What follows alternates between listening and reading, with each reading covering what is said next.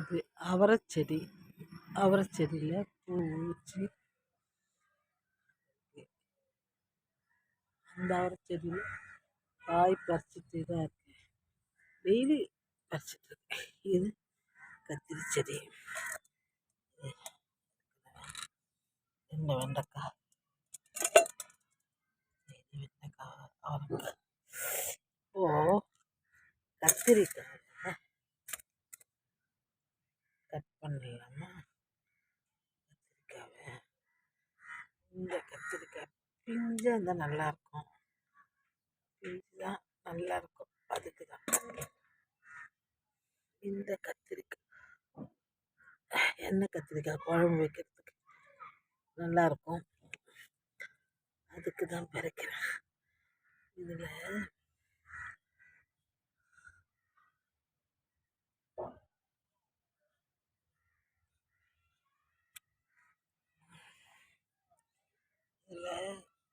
பிஞ்சு இருக்குது. அதனால்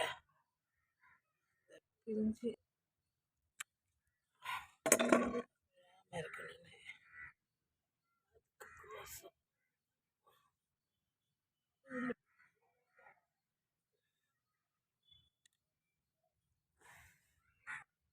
எண்ணெய் கத்திரிக்காய் குழம்பு வைக்கிறதுக்கு நல்லா.